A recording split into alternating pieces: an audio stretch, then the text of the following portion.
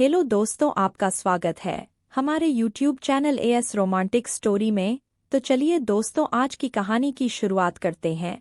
यहाँ मैं एक लड़के का रोल कर रही हूँ। मैं अपने भैया भाभी के साथ रह रहा था।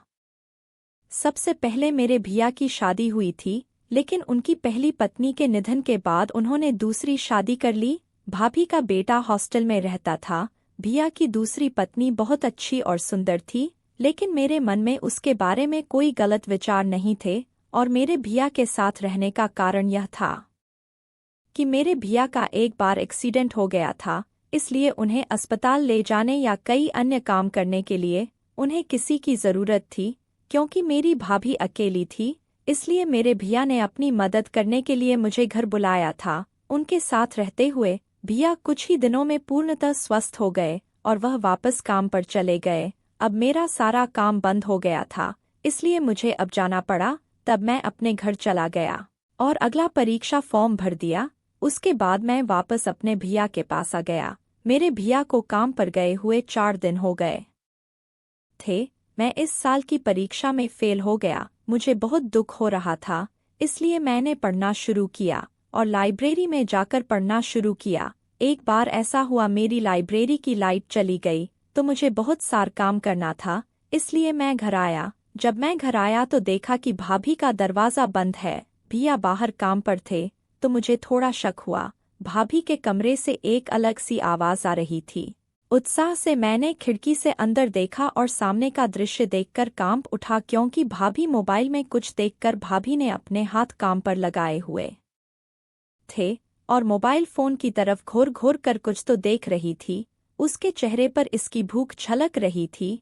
कुछ देर देखने के बाद मैं पानी पीने गया। मैंने जो देखा उससे मैं भयभीत हो गया।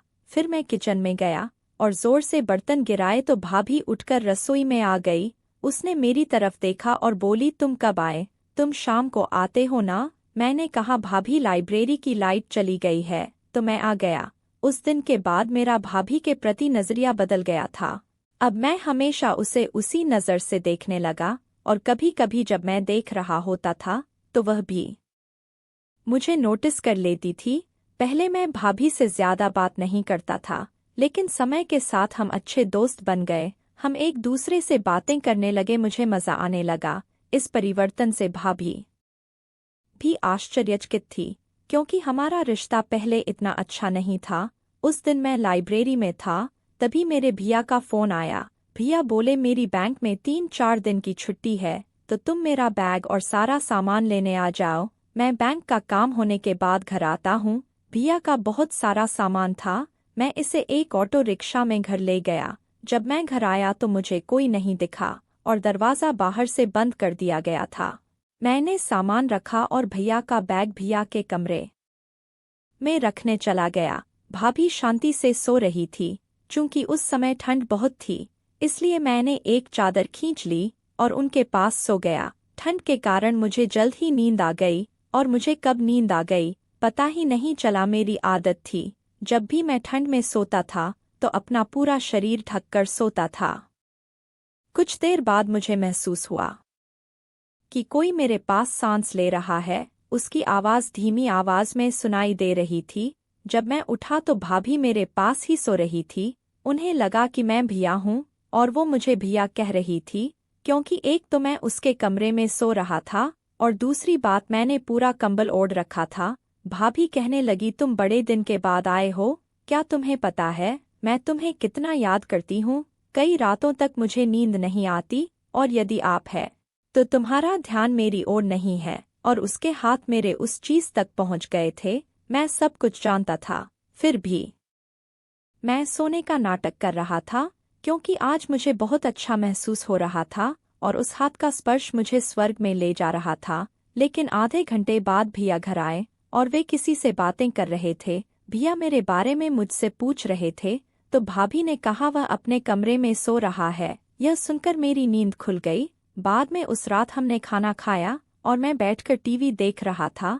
भैया अपने कमरे में सोने चले गए और भाभी रसोई में व्यस्त थी। कुछ देर बाद भाभी का काम हो गया और वो मेरे पास आकर बैठ गई। वह कुछ देर चुप रही। उसके बाद भाभी बोली, तुम्हारी तबीयत तो ठीक है ना? मैंने कहा, मैं ठीक हूँ, लेकिन आप यह क्यों पूछ रहे हैं? तो वो बोली, इसलिए पूछा क्योंकि आज तुम मेरे कमरे में सो रहे थे, क्योंकि अब जानना चाहती थी कि मैं उस रात सोया था या नहीं। मैंने भाभी से कहा मुझे भैया ने सामान लाने के लिए कहा था, तो मैं वह सामान ले आया और भैया का बैग कमरे में छोड़कर सो गया और मुझे कब नींद आ गई पता ही नहीं चला। तो भाभी ने कहा जब मैं आई तो तुम गहरी नींद में थे। मैंने उसकी तरफ देखा और कहा पहले मैं सो रहा था, लेकिन तुम्हारे आने के बाद मेरी नींद खुली थी। जब मैं बोल रहा था तो उसने घबराहट से मेरी ओर देखा। उसने कहा मैं तो आई थी पर तुम नहीं उठे, इसलिए मैं तुरंत चली गई। तो मैंने भाभी से कहा मुझे आपकी कही हुई और की हुई हर बात याद है।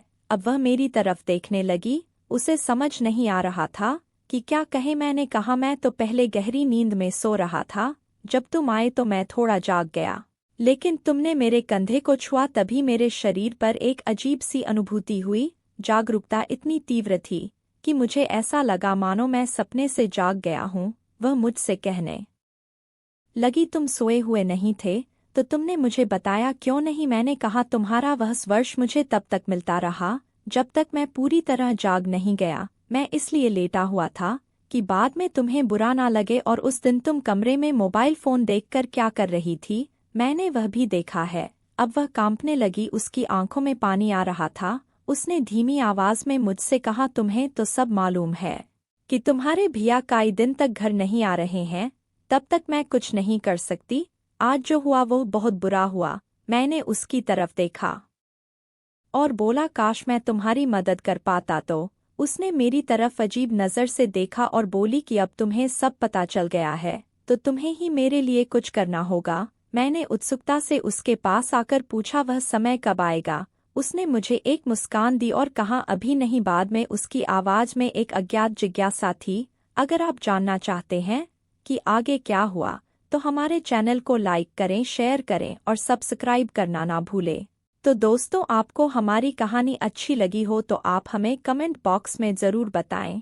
Thank you and love you, take care. मिलते हैं आपसे अगली वीडियो में।